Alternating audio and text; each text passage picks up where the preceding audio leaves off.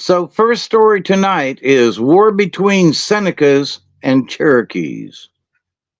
The characters are Hatsenodo, Haiwaninyo, the Great Spirit. This next one, Indikakaya. The usual word is Gegewa. And then there is, which is sun or orb of day, and non no huts heron. Hatsunondo was a great warrior, the greatest of all the Senecas.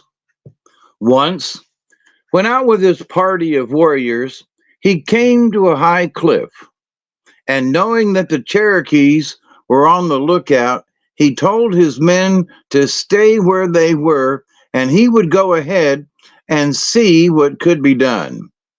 He hadn't gone far when a party of Cherokees saw him and started in pursuit. Hatsunindo ran into tall reeds that grew in two great patches with a narrow space between them. He escaped from the first patch and hid in the second one. His pursuers thought that he was in the first patch. They watched the narrow space and set fire to the reeds. When the reeds were destroyed, they expected to find him dead, burned up. Hatsunodo fell asleep in his hiding place. In the night, two men came, wakened him, and said, "Follow us. We have come for you." He went with the men, and after a time, one of them pointed at a house and said, "Nunahuts, the man who lives there, sent for you." He went to the house, but could find no door. After a while, a voice called, "Come in." A door opened, and he went in and saw a man who said, "I sent for you, and you have come. Are you hungry?" Hatsunodo smiled and said in his mind, "That's a strange question. That's not the way I do. I give food." No, no, Hotspot laughed, and he knew the man's thoughts. He brought out a half a loaf of acorn bread, half of a wild apple, and half of a pigeon. Hatsunodo said, "How little will fill me?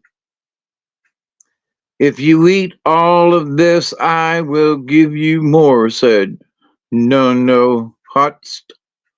As the Seneca ate, he noticed that each thing became whole again, that he was unable to finish either the loaf, the apple, or the pigeon. When he had eaten all he could, Nonohatst said to him, "Now I will talk with you." Just then the door was thrown open and sun came in so quickly and with such brightness that Hatsunodo had to hold down his head. Sun spoke to Nonohatst and right away hurried off towards the east. Then Nonohatst said, "That is the man you call the orb of day. It is night down below, and he is hurrying to the east.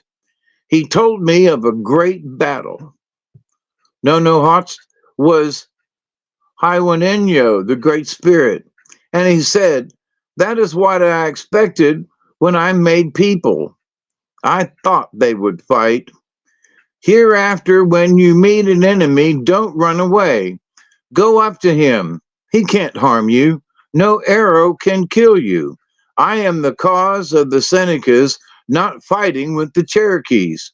You will find your warriors where you left them. Now the Hadionsko, the spirits are ready to go with you." Hatsunodo went out passed through an opening as he thought and found himself in the reeds. He got back to his party and told the men what he had seen, and they all went home. Soon after this, the Seneca held a council, and the warriors decided to go again to the Cherokee country. When the Senecas and the Cherokee met, Hatsinodo, remembering what Nonohats had told him, went straight up to a Cherokee warrior, killed and scalped him, and then called out, "I have killed and scalped a man. My name is Hatsinodo." After that, there was a battle and many men were killed. But the Senecas won and went home carrying a large number of scalps. Another party started off to fight the Cherokee. This time, Hatsinodo was captured. He was tied and led to the Cherokee village. It was a Cherokee custom when a man was captured to leave it to two women to say how he should be tortured. The two women decided that Hatsinodo was to be bound to a tree and burned to death. They tied him to a tree and piled up dry brush and wood around him. He thought, "Now I am going to die." But just as the women were setting fire to the brush, a terrible rain storm came and everyone ran for shelter, leaving the Seneca bound to the tree. While he was there alone, an old woman came to him and said, "My grandson, you think that you are going to die, but you are not. Try to move." He moved. The thongs fell off and he was free. The woman said, "I have returned your kindness. Once when your people were making a circle of fire, you saw a toad inside the circle. You took it up and put it in your bosom, and when you came to water, put it down. I was that toad. Now when I saw you in trouble, I brought rain to save you. Go to the river and run with the current." When the rain was over, the Cherokee women came back to the tree and found that their prisoner was gone. They raised an alarm. Men ran together, found tracks, and followed them. When they came to the river, they lost the trail, and after a time, they abandoned pursuit and went home. Two men came and sat down near Hatsiendo's hiding place, and one said to the other, "It is strange where that man went." The Seneca was afraid they would discover where he was, but at last they went away. Then he went down the stream some distance and struck off toward the south. Toward night he came to an opening and saw three men building a fire. He watched and listened till dark, then crept up to a place opposite the fire and found the men were asleep. He stole their weapons and their provisions.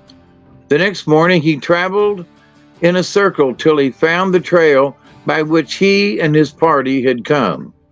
Soon he saw men sitting around a fire. He crept near and heard Seneca words. Then he called, "Gowee, Gowee," 3 times. The men shouted with joy and ran to meet him. This is their story.